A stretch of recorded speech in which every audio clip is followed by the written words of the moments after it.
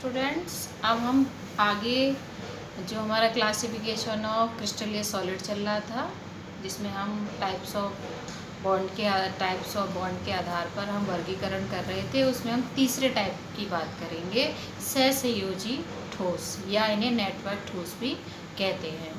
इन ठोसों में परमाणु एक दूसरे से सहसंयोजक बंध द्वारा जुड़े रहते हैं और एक विशाल जाल का निर्माण कर लेते हैं, इसीलिए इनको जालक ठोस या नेटवर्क ठोस भी कहा जाता है। इनका जो गलनांक होता है बहुत उच्च होता है, क्योंकि इसमें एक क्रिस्टल का इस तरह सा लैटिस बन जाता है, एक जाल सा बन जाता है कि वो बहुत ही मजबूत होता है। उसे तोड़ने के लिए हमें बहुत ज़्यादा ऊर्जा की ज़रूरत पड़ती है, इसीलिए इनके गलनांक बहुत उच्च होते हैं।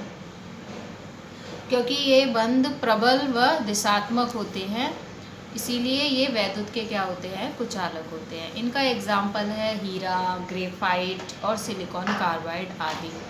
जो ग्रेफाइट होता है वो मुलायम और वैद्युत का चालक होता है। ये एक अपवाद है, इसका कारण इसकी एक विशिष्ट संरचना के कारण होता है। इसमें कार्बन परमाणु जो होते हैं वो विभिन्न परतों में व्यवस्थित होते हैं और प्रत्येक कार्बन परमाणु उसी परत के अन्य कार्बन परमाणुओं से जुड़े रहते हैं, जिससे उनके बीच में कार्बन की 3 संयोजकता तो 3 कार्बन से जुड़ी होती है जो उसी परत में उपस्थित होती है, लेकिन जो चौथी संयोजकता होती है वो 2 परतों के बीच में स्थित होती है मध्य में, और गमन के लिए मुक्त होती है।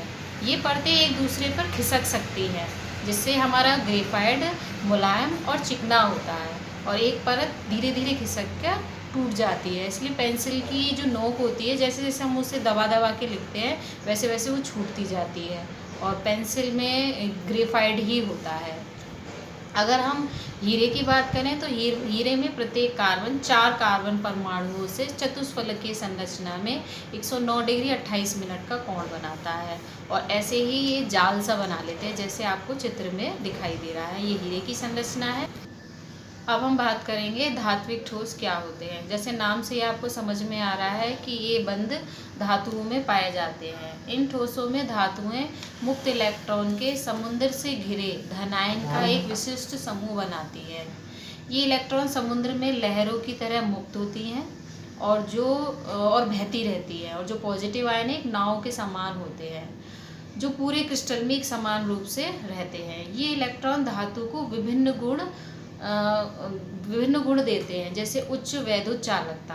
तो जैसे हम धातु में जैसे हम वैद्युत धारा उत्पन्न करते हैं, तो इसमें जो इलेक्ट्रॉन होते हैं वो पॉजिटिव चार्ज की ओर गमन करने लगते हैं, इसीलिए धातुओं में इलेक्ट्रिसिटी उत्पन्न हो जाती है और इनके तार बनाकर और क्या कहते हैं, बिजली के तार बनाए जा सकते हैं।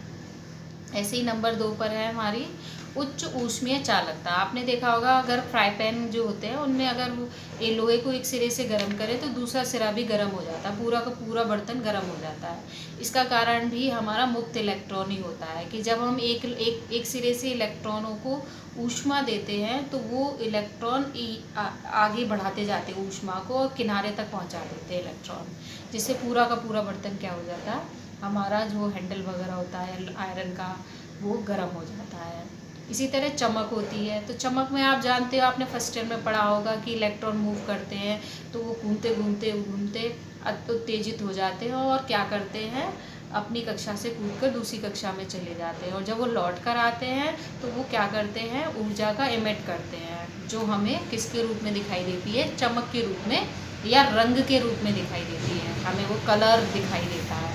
जो धातु होते हैं उनकी कलर इसी कारण होते हैं।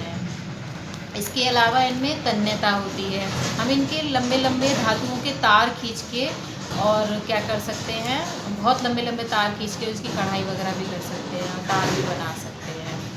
ये तन्यता का गुण होता है। और आघातवर्धनता, इनको पीट कर चादर बनाई जा सकती है, जिससे हम इनको बर्तनों वगैरह में यूज़ कर सकते हैं। अब आपके ये चारों जो आपके क्रिस्टल सॉलिड हैं ये मैंने आपको पढ़ा दी है, फिर मैंने लास्ट में आपको एक टेबल भेजी है। उस टेबल में इनके बारे में शॉर्ट में संक्षिप्त में लिखा हुआ है, आप उसे याद कीजिए। धन्यवाद।